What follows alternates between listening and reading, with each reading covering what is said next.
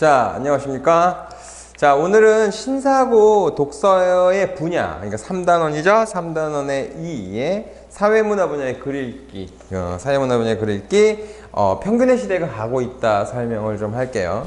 자, 일단 좀 이 글의 개관부터 좀 하겠습니다. 첫 번째, 이 글의 종류가 뭐죠? 글의 종류는 논설문입니다. 자, 논설문은 어떻게 구성이 되죠? 일단 주장과 그 근거를 대게 되어 있는데, 여기서의 주장은 뭐냐면, 일단 우리가 대표값을 이용할 때 평균이라고 하는 것 있잖아. 평균에 대해서 조금 우리가 회의적으로 봐야 된다는 거야. 그러니까 평균을 대표값으로 평균만을 대표값으로 이용하는 데는 문제가 있을 수 있다. 자, 이런 주장을 하는 것이거든요. 거기서 이제 그 근거를 다른 개념들과 비교를 해서 설명한 그런 제시문이라고 보시면 되겠습니다. 자, 근거는 그러니까 이 평균이라고 하는 것이, 그러니까 전체적으로 주장이 이거다 보니까 다 뭐겠어요? 평균이라는 것이 잘 우리가 생각하는 그 대표값으로의 정의와 부합하지 않는다. 이 이야기를 하고 싶은 걸 거 아니야? 그래서 그 얘기를 반박하는 거니까, 그 얘기를 계속 반복하는 거니까 평균이 약간 문제가 있는 점을 계속 얘기하는 거예요. 그래서 근거는 자, 평균의 문제점들을 계속 나열하는 그런 구조가 되어 있겠죠. 그쵸? 자, 근데 이 제시문의 좀 특징이 뭐가 있냐면 정의를 하지 않았어요. 자, 각각 개념을 정의하지는 않았고요. 뭘 많이 했느냐? 비교와 대조를 많이 했다. 이렇게 생각하시면 될 것 같아요. 비교 대조를 많이 했고, 각각이 어떤 차이가 있는지, 그리고 또 뭐 했느냐? 자, 사례를 많이 들었습니다. 왜냐면 이해를 돕기 위해서 이것들은 좀 이해가 필요하잖아요. 그래서 사례를 많이 들었다. 전개 방식에서의 특징은 약간 정의가 따로 없고, 비교와 대조를 많이 이용하였고, 그리고 사례를 이용하였다. 요 정도로 한번 이 전체적인 이 글의 구조는 요 정도만 보시면 될 것 같아요. 자, 그러면 첫 번째 문단부터 한번 살펴보겠습니다. 첫 번째 문단에서는 자, 대표값이라고 하는 것에 대해서 얘기를 하는 거예요. 근데 지금 평균이라고 하는 것이 굉장히 유용하게 사용이 되긴 했다. 하지만 이것이 평균의 이 대상을 잘 반영하는 반영하는 것이 대표값인데, 전체 자료의 다양한 변수와 양상을 먼저 검토하는 것이 필요하다. 그러니까 자료마다 자료의 특성을 잘 살펴야지 평균을 무조건적으로 사용해서는 안 된다는 얘기를 하기 위해서 얘기한 거예요. 그래서 첫 번째 예를 들었습니다. 자, 어떤 예를 들었죠? 여기 그 주방의 높이, 그 개수대의 높이. 자, 이거를 설명을 했는데, 자, 예를 들면, 자, 그 주방에서 보통 일을 하시는 분이 만약에 예전에 약간 어머님들이 주로 이용을 하셨다면, 어머님들이 적어도 그러니까 보통 아버지나 무슨 그 자녀들보다 키가 작은 경우가 많잖아.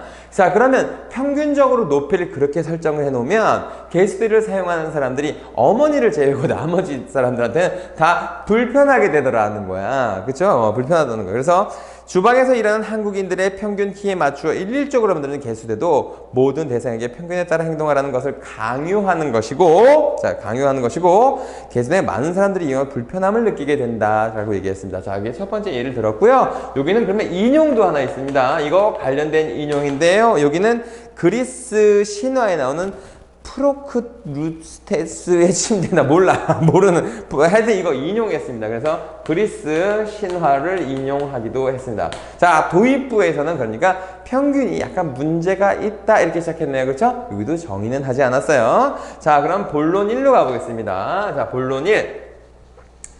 본론 1로 가면 이제 그 대표값으로 사용하는 경우, 그러니까 평균을 대표값으로 사용하는 경우에 우리가 어떤 문제를 가질 수가 있느냐를 우리가 이제 정규 분포표 같은 걸로 보여줬어요. 자, 이건 조금 잘 이해하시는 게 좋습니다. 자, 정규 분포가 보통 이렇게 생겼잖아요. 그렇죠? 이게 종 모양으로 생겼다. 이게 정확하게 대신 그림이 정확한지 모르겠는데, 이게 딱 반으로 쪼개지는 애라고 생각해 보시고요. 하나는 이렇게 치우친 애라고 생각해 보세요. 자, 그림이 이제 두 개가 나왔잖아요. 그치? 하나를 더 추가할까요? 반대쪽으로요.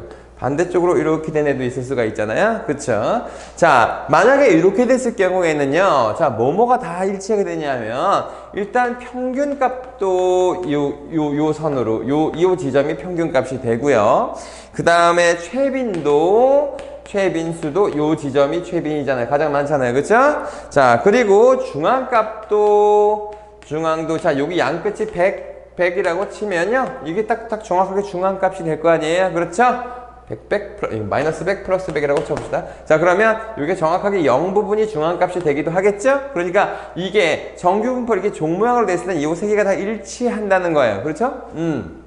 자, 그런데 요게 한쪽으로 치우친 경우입니다. 그래서 오른쪽 꼬리 분포라고 했어요. 이게 지금 꼬리가 오른쪽에 나타나서 이런 걸 우리가 오른쪽 꼬리 분포라고 하는데, 그림을 너무 못 그렸는데? 자, 오른쪽 꼬리 분포라고 하는데요. 자, 오른쪽 꼬리 분포, 이거 약간 좀 작게 그릴게요, 두 개는. 자, 이게 이제 이게 오른쪽 꼬리 분포면 이렇게 생긴 애는 왼쪽 꼬리 분포가 되겠네요. 그렇죠? 왼쪽 꼬리 분포가 되겠네요. 자, 그러면 얘가 어떻게 되느냐? 우리가 기준을 좀 삼을 거를 한번 생각해 보겠습니다. 기준은요, 만약에 여기가 최고로 이렇게 있다고 치면, 무조건 여기 중앙값을 기준으로 삼으시는 게 좋아요. 자, 중앙값을 기준으로 삼으시면 됩니다. 중앙값은 여기가 되겠죠. 그죠? 왜냐면 전체 범주가 뭐 여기서부터 해서 여기까지라고 좀 딱 정확하게 이 바늘 쪼갠 부분이 여기라고 생각하고 중앙값을 기준으로 보시면 됩니다. 자, 중앙값을 기준으로 해서 이게 지금 오른쪽, 자, 여기 보면 오른쪽 꼬리잖아요. 오른쪽, 자, 꼬리 분포의 경우에는 얘가 중앙값을 기준으로 해서 요 왼쪽에 최빈값이 나타나게 되고요. 그 다음에 여기가 이제 평균값은 요 오른쪽으로 나타나게 됩니다. 자, 여기에 평균이 나타나게 돼요. 자, 평균이 여기서 나타나게 되거든요. 자, 이게 왜 그러냐 하면 무조건 중앙값을 기준으로 해가지고 최빈치는 왼쪽에, 그리고 여기 평균치는 오른쪽에 이렇게 나타나게 되거든요. 자, 그러니까 중앙값을 기준으로 해서 평균은 여기 이제 이 꼬리 부분에 달리게 되고, 그 다음에 중앙값을 기준으로 이 평균의 반대쪽에 최빈치가 있게 돼요. 자, 이렇게 생각하면 되고, 아니면 그냥 순서를 외우셔도 돼요. 외우셔도 되는데, 이게 왜 그런지 그 이유를 한번 설명해 보면, 왜 이유가 뭐냐면, 자, 요 끝에 부분에 약간 좀 뭐랄까 좀 그 뭐라고 하죠? 아웃라이어라고 하기도 하고, 요게 이제 그 통계적으로 별로 좀 소수가 나타나는 경우가 있잖아. 자, 이런 경우가 평균값이 이런 경우 때문에 요 중간값에서 굉장히 영향을 많이 받게 되니까 떨어지게 되는 거예요. 자, 이게 무슨 말인지 한번 다른 사례를 가지고 한번 설명을 해볼게요. 자, 월급을 한번 얘기를 해볼게요. 어떤 사람은 A 1, 2, 3, 4, 5 명의 사람이 있어요. 자, 월급이 한 사람은 100만 원이고, 어떤 사람은 110만 원, 세 번째 사람은 115만 원이야. 근데 네 번째 사람이 월급이 1000만 원이고, 다섯 번째 사람은 한 2천만 원 된다고 생각해 보세요.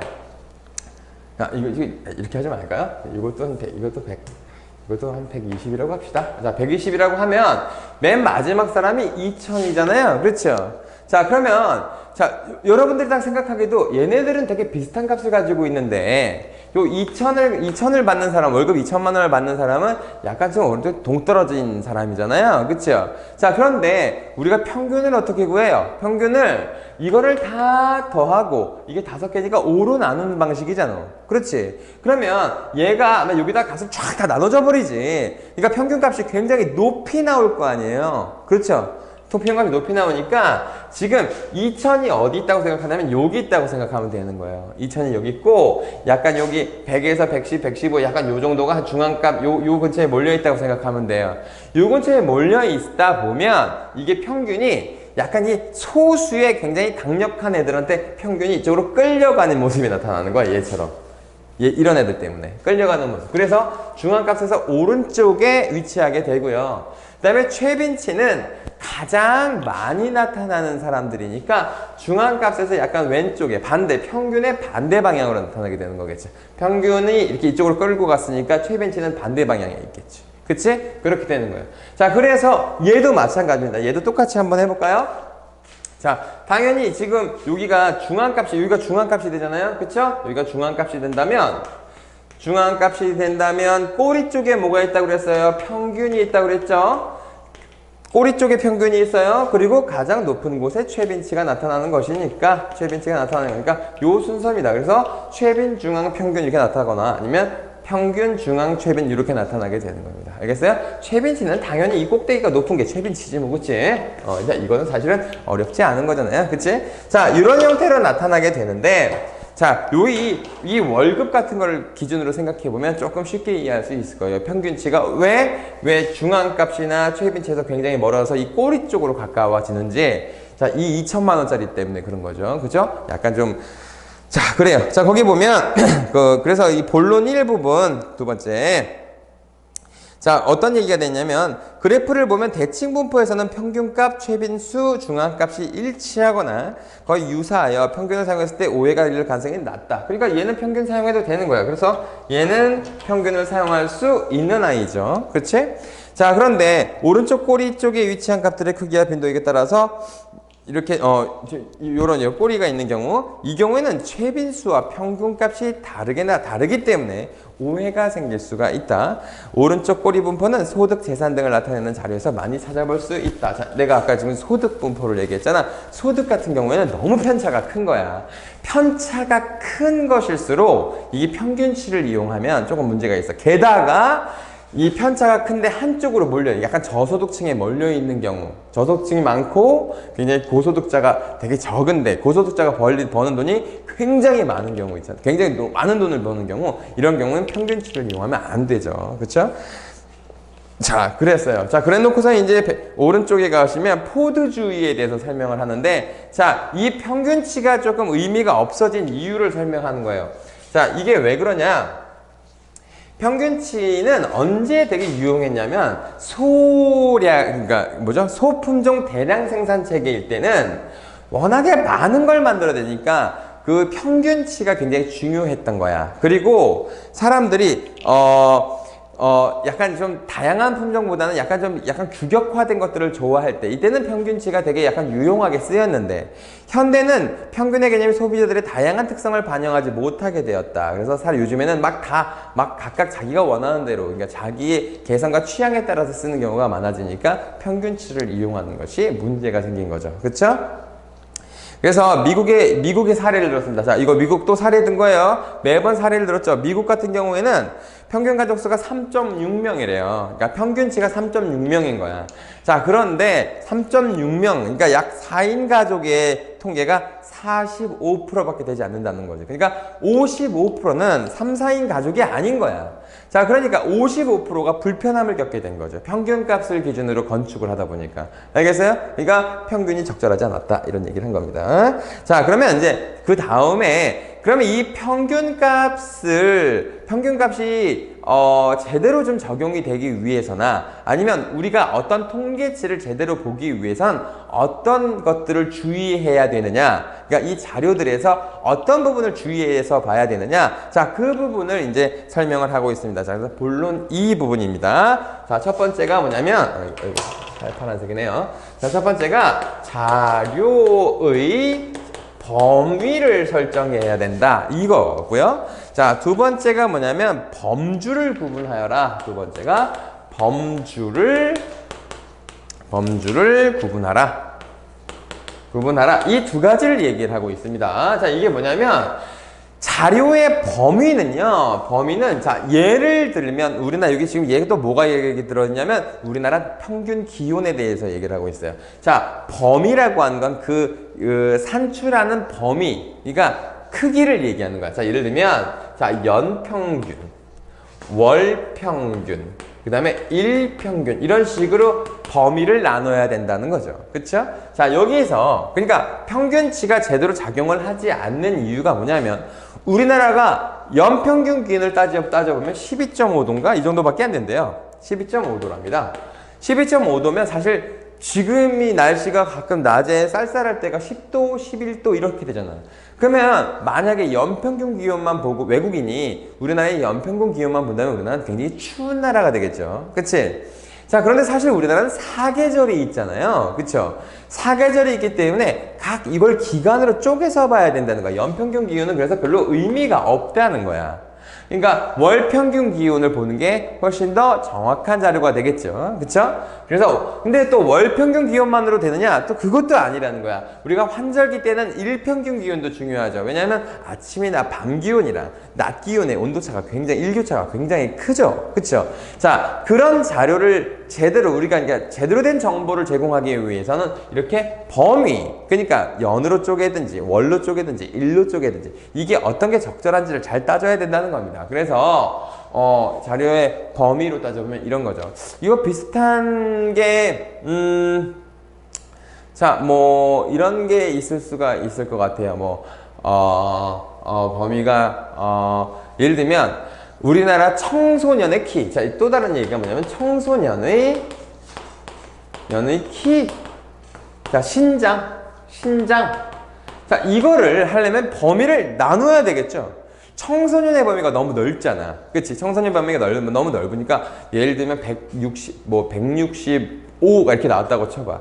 근데 실제로는 고등학생들의 키는 뭐 170이 될 수도 있고, 그렇지? 초등학생들의 키는 그거보다 훨씬 더 작을 수 있잖아. 그렇지? 그러니까 범위를 나눠야 되죠. 초등학생, 그래서 초등학생, 그리고 이것도 저학년, 혹은 뭐 고학년, 중학생, 고등학생. 자, 이런 식으로 쪼개야, 이 범위를 나눠야 제대로 된 데이터가 나올 수 있겠죠. 그렇죠? 그래서 범위에 대한 사례는 범위가 너무 넓어서 평균치가 대표성을 갖지 못할 경우, 그럴 때 범위를 나누는 것이 굉장히 중요하다. 이렇게 될 겁니다. 아시겠죠?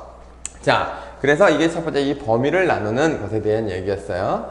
자, 그러면 범주를 구분하라. 자, 범위와 범주는 약간 좀 비슷한 이야기이기는 해요. 근데 이 약간 어떤 차이가 있는 거냐면 자료를 크기에 따라서 범주를 구분하라 라는 얘기거든요. 자, 크기에 따라서 범주를 구분하라는 건 이게 이제 자, 예를 들면 구간을 설정하라는 겁니다. 이건 구간을 설정하라는 거예요. 아까는 탕탕탕탕 쪽이라는 얘기라고 했으면 얘는 구간을 설정하라는 거예요. 자, 범주를 구분하라는 건 구간을 설정해라. 어떻게 구간을 설정을 하느냐 하면 여기 야구 선수에 대한 그래프가 하나가 나오는데 야구 선수를 한번 예로 들어보겠습니다. 야구 선수가 0에서 한 달 월급이 100만 원 정도 받는 사람이 있고, 그래서 0에서 100까지. 그리고 100에서 뭐 한 300까지. 여기다가 300 정도까지. 그래서 300에서 한 600까지. 그리고 600에서 뭐 얼마로 할까요? 한 2천만 원까지. 자, 이렇게 된다. 이렇게 범주를 구분하라는 거지. 실제로는 돈을 전혀 받지 못하는 사람이 굉장히 높은 수치를 보이는 것이고, 그 다음에 보통 여기가 이거보다 이렇게 차차차차 줄어들다가 사실은 2천만 원 이상 받는 사람은 굉장히 적고 600만 원 이 정도 사람은 다 한 요 정도 되고, 약간 이렇게 다 범주를 나눠야지 이 사람들이 어느 정도의 돈을 받는지를, 자, 대부분의 사람은 어디를 받고, 뭐, 그리고 아주 소수의 엘리트는 얼마에 받고, 막 약간 이런 것들을 구분해낼 수가 있잖아요. 그치? 이건 범위랑은 좀 다르죠? 자, 이게 왜 이런 게 되게 중요하냐면, 아까 평균치가 되게, 아까 이렇게 오른쪽으로 기울은 오른쪽 꼬리 형태에서 평균이 약간 꼬리 쪽으로 쏠려가는 걸 본 적 있죠? 그쵸? 꼬리 쪽으로 쏠려가기 때문에, 자, 여기서 굉장히 돈을 많이 받는 사람이 아주 소수인데, 이 사람들이 굉장히 그러니까 평균 소득을 높여버린다는 거야. 그러면 이게 돈을 거의 받지 않고 야구를 하는 사람들에 대한 그 소득이 되게 왜곡되게 나타날 거 아니에요. 다시 한번 얘기할게요. 몇몇 소수가 굉장히 많은 돈을 받아버리는 거야. 자, 굉장히 많은 돈을 받아버리면 전체적인 평균을 올린단 말이에요, 이 사람이. 그렇게 되면 어떻게? 돈을 하나도 받지 않고 일하는 야구선수가 많은데 이들의 데이터가 묻혀버리는 거야. 그래서 데이터가 잡히질 않게 되는 거겠지? 자, 그런 문제가 발생하기 때문에 범주를 살펴야 된다라는 겁니다. 자, 그러면 이 범주를 구분할 때 중요한 게 있어요. 범주를 구분할 때는 다른 데이터를 살펴봐야 되는데 뭐가 있냐면, 자, 첫 번째, 자, 최빈치. 아까 나왔던 거 있잖아요. 그치? 최빈치가 중요하겠지. 왜냐면 야구 선수들이 대부분 다 얼마를 받는지를 알 수 있잖아요. 가장 많은 사람들이 어느 정도를 받는지를 알 수가 있으니까 최빈치의 자료를 사용할 때는 그런 의미가 있겠지. 그치? 굉장히 많은 사람들이 어느 정도의 돈을 받는지. 오케이? 다음에 두 번째는 중앙치도. 자, 중앙값도 굉장히 중요한 의미를 갖게 되겠죠. 왜냐하면 그러면 연봉을 빵원 받던 사람부터 아까 얘기했잖아. 뭐 약간 2천만 원 월급을 2천만 원 받는 사람까지 했을 때 정확하게 중간 정도가 어느 정도 되는지. 자, 이것도 우리가 판단할 수 있겠죠. 자, 그래서 최빈치와 중앙값을 이럴 때는 같이 살펴야 된다는 거예요. 범주를 구분할 때는. 알겠죠? 자, 그래서 평균값이 가장 높은 빈도의 선수들이 받는 연봉인 최빈수나 전체 선수들의 연봉을 순서대로 배치했을 때 가장 중앙에 있는 선수의 연봉인 중앙값 등 다른 대표값들을 같이 살펴야 이 평균이 왜곡됐는지 왜곡됐지 않았는지를 우리가 알 수 있다는 거예요. 알겠어요? 자, 근데 예를 들면 공무원의 월급이나 군인들의 월급이나 이런 것들은 사실 평균치가 유의미할 수 있어요. 그쵸? 왜냐면 편차가 그렇게 크지 않잖아. 실적에 따라서 엄청나게 큰 차이가 나지 않죠. 그치? 그런데 어떤 경우 문제가 있죠? 실적에 따라서 연봉이 달라지는 성과제도일 경우에는 이 평균치를 못 쓰고 이렇게 최빈치나 중앙값을 사용하는 것이 훨씬 더 유의미한 자료가 될 수 있다. 이렇게 될 수 있는 겁니다. 아시겠죠? 자, 그리고 그래프를 그려 이해하자. 자, 이 부분은 별거 없고요. 그래프를 그려서 이해해야지 어느 쪽으로 치우쳐 있는지를 볼 수가 있잖아요. 그래서 아까처럼 정규분포를 따를 경우에는 크게 평균값이나 중앙값이나 최빈치가 다 같은 값으로 나오겠지만 어느 쪽으로 치우쳐 있는지를 알아야 어떤 값을 필요에 따라서 어떤 값을 이해해야 되는지를 판단할 수 있다는 거지. 그치? 그래서 범주를 구분하다 보면 이건 최빈치가 난 필요해. 아니면 난 중앙값이 필요해. 아니 난 평균값이 필요해. 그래서 필요에 따라 뺐을 수 있다는 겁니다. 그래야 히스토그램 같은 경우를 그리는 것이 좋다는 겁니다. 자, 맨 마지막 문단에 자, 통계는 거짓말을 하지 않는다. 그렇죠. 통계는 거짓말을 안 해요.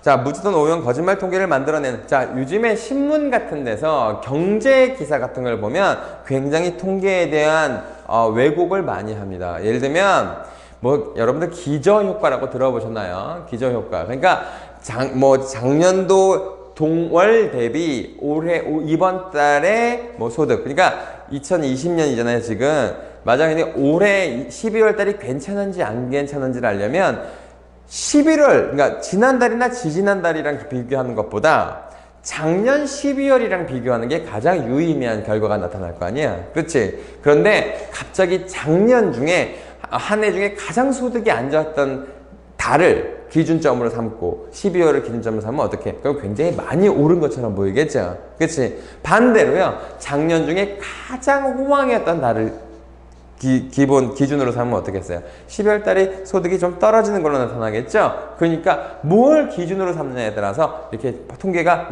통계를 왜곡할 수도 있어요. 그리고 평균치를 아까처럼 왜곡된 평균치. 예를 들면 야구 선수 한 달 1년 연봉이 1억이 다 모두 평균치 1억이 넘어. 라고 하면 돈 못 받고 야구하는 사람들은 열받지. 자기는 돈 한 푼도 못 받는데 평균이 1억이라고? 나만 병신인가? 이럴 거 아니야. 그렇지? 자, 그러니까 이 통계는 어떻게 사용하느냐에 따라 다르다는 거예요. 그렇죠?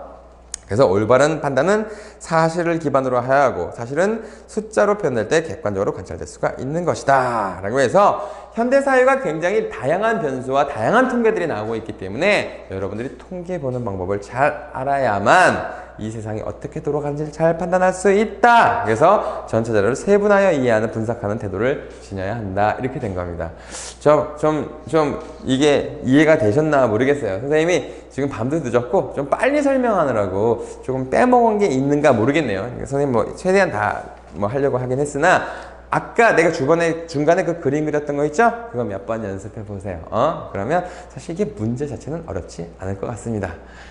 다른 사례가 나올 수 있어요. 자, 아까 선생님이 범위 설정할 때 그러니까 전국 청소년의 키 같은 경우는 범위를 설정하는 게 좋다고 얘기했죠. 그치? 자, 그렇게 다른 사례를 넣거나 범주를 구분할 때 약간 야구 선수들이 연봉이나 소득 같은 경우에는 범주를 딱딱 구분해야지 제대로 된 데이터를 볼 수 있다. 이런 거 있었죠? 그리고 그때는 이런 것들이 어떤 의미를 갖게 되는지에도 얘기했잖아요. 자, 그런 것들을 좀 주의해서 보시면 될 것 같아요. 자, 이 정도로 하겠습니다. 자료가 필요하신 분은 메일 주소가 선생님 그 채널에 가면 막 있어요. 찾아서 메일 보내시면 선생님이 최대한 빠뜨리지 않고 문제를 보내려고 노력하니까 꼭 메일 보내시면 되겠습니다. 여기까지 하겠습니다.